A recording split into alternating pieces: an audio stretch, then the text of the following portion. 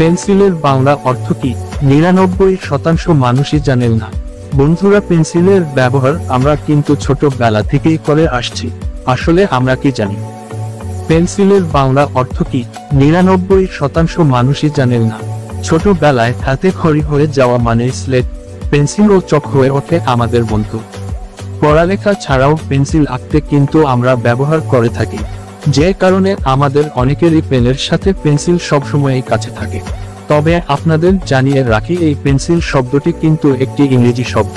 কিন্তু কখনো কি ভেবে দেখেছেন পেন্সিলের বাংলা কি? পেনের বাংলা কলম, তা আমাদের সকলেরই জানা, কিন্তু পেন্সিলের বাংলা নিশ্চয়ই বলতে পারবেন না। গাছের কাঠের পাতলা আকৃতির মধ্যে সূক্ষ্ম শীষ ঢুকিয়ে তৈরি করা হয় এই পেন্সিল। বেশিরভাগ পেন্সিল কোর গ্রাফাইট গুঁড়ো দিয়ে তৈরি করা হয়। 1500 সালের আশেপাশে সীসা পাওয়া যায় ও তারপরে সেটা দিয়ে লেখা শুরু হয়।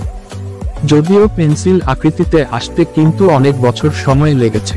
পেন্সিল ব্যবহার করে আমরা আমাদের প্রয়োজন মিটিয়ে আসছি। 99% মানুষ এখনো পেন্সিলের বাংলা অর্থ বলতে পারবেন না। আমাদের প্রশ্ন সবার কাছেই, এখনো পর্যন্ত কিন্তু এই প্রশ্নের সঠিক উত্তর দিতে পারেননি কেউই। চলুন আমরাই জানাচ্ছি, এই পেন্সিলকে বাংলায় কি বলা হবে। পেন্সিলের বাংলা শব্দ হলো শেষযুক্ত লেখনী।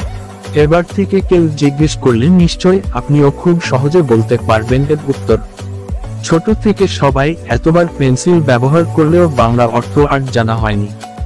যদিও এখন সকাল থেকে রাত বেশিরভাগ জিনিসই ইংরেজি নামের মাহাত্ম্য পেয়েছে, তার মধ্যেও কিছু বাংলাকে বাঁচিয়ে রাখা হয়তো আমাদের কর্তব্য। আমরা বাঙালি বাংলাকে ভালোবাসি, বাংলায় কথা বলি।